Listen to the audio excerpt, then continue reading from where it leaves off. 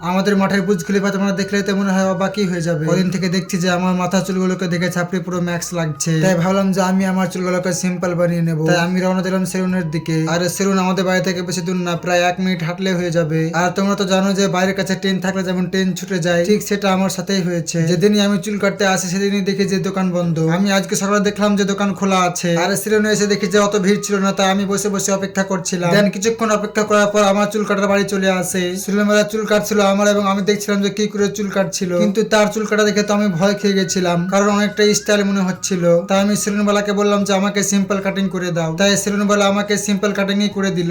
বাড়ি এসে মা আমাকে বললো যে এই 300 টাকাটা তোকে হাত খরচার জন্য দিলাম। কি ভাবছো তোমরা, এই 300 টাকাটা আমাকে হাত খরচার জন্য দিয়েছে? জীবনেও না। আসলে গাইস আমার মা এই 300 টাকাটা দিল চিকেন কিনে আনতে। বাড়িতে চিকেন কিনে দিয়ে এসে আমি এবং আমার একটা বন্ধু ঘুরতে বের হই। আর আমাদের মাঠে একটা বুর্জ খলিফা ছিল, সেটাকে দেখে এবং নদীর পাড়ে একটু টাইম কাটিয়ে চলে এলাম বাড়ি। দেন আমি বসে বসে একটা বেদানা খাচ্ছিলাম, কারণ আমার শরীরে রক্ত থেকে পানি বেশি, তাই যাতে করে আমার পানিগুলো রক্ততে পরিণত হয়ে যায়, তাই বসে বসে বেশি বেশি করে বেদানা খাচ্ছিলাম।